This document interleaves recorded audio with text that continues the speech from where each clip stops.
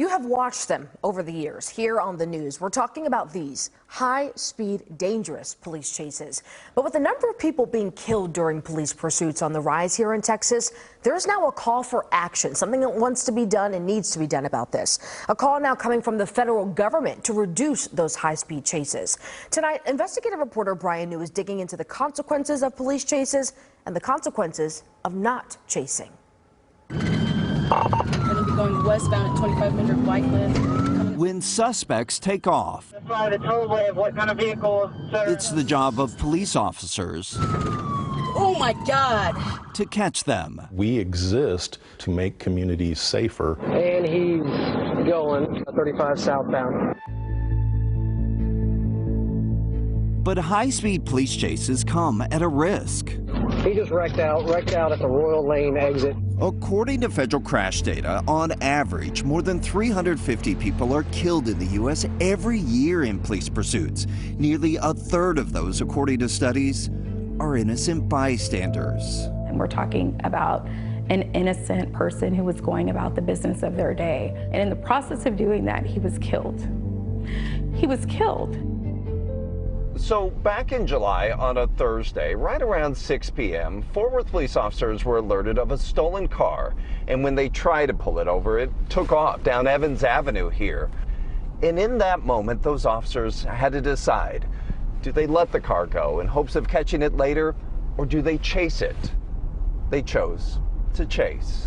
He loved to cook. He loved to serve people. As officers pursued the stolen car just up the road, 57-year-old Andre Craig was on his way home. According to witnesses, Craig had the green light when he collided with a police vehicle and was killed.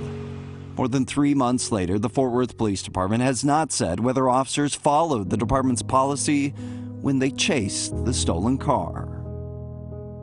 Is it necessary to be going over 100 miles an hour in a densely populated urban area when you can harm innocent motorists and pedestrians? The number of people in Texas killed yearly in crashes involving a police chase has been on the rise, with more than twice as many deaths in 2021 than a decade prior. It's a trend seen across the country. The Nighthawk is a remotely deployed and retractable spike strip system. In efforts to limit pursuits, some police departments have used spike strips, nets, as well as more sophisticated systems. The Star Chase technology shoots out and attaches a GPS tracking device to the suspect's car. The Department of Justice study found these devices to be a helpful tool, but not a solution for all possible police pursuits. This is a really big problem that we have in our country that needs to be changed. For the past decade, Esther Seowanis has been searching for solutions to reduce the danger of police chases. She's been on this mission ever since her husband became a victim. That's when I think my life just kind of changed forever. On East on 360. In 2012, Austin police were in a high-speed pursuit of a stolen truck when the suspect ran a red light, slamming into her husband's sedan. I think what we aim for is policies that are progressive and only chasing for violent felony crimes when there's not a better way. A new report released in September by the federal government calls on law enforcement agencies to only start a pursuit if a violent crime has been committed and the suspect poses an imminent threat. Do you think that's a good policy? I think it's a good policy for some agencies. But not for all? I don't believe it's a good policy for all agencies. Matt Klim is a retired police captain and director of the Institute for Law Enforcement. Klim says police departments must find a balance because he says there's also a risk in the message restrictive pursuit policies can send to criminals. If they sense that police officers are not going to chase them, yeah, I do think they get more brazen. It's a complex issue, and there's no easy answers.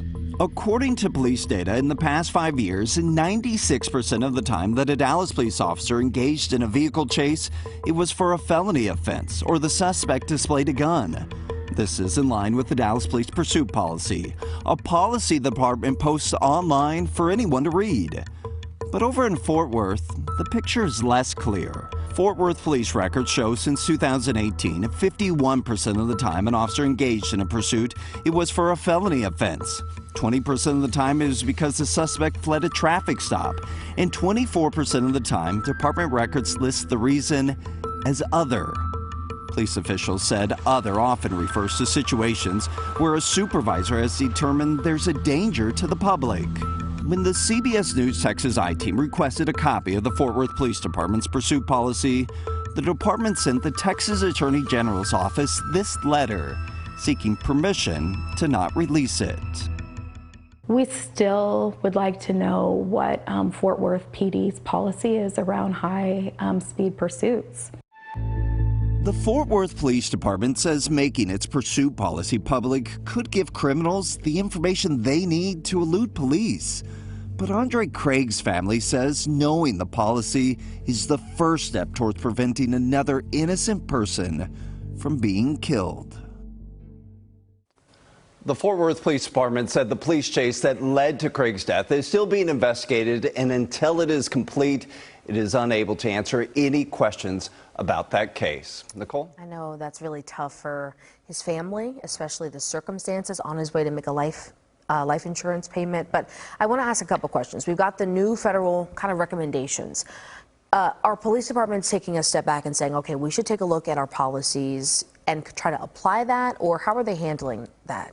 Yeah, many are. The Houston Police Department, for example, recently announced changes to its pursuit policy. Now, as for Fort Worth, the department told me it is constantly evaluating its policies based on national recommendations. But, Nicole, it added that every city is unique and that no one chase policy fits all cities. That's fair, but I hope we get some answers soon. Brian, thank you so much. Good story here.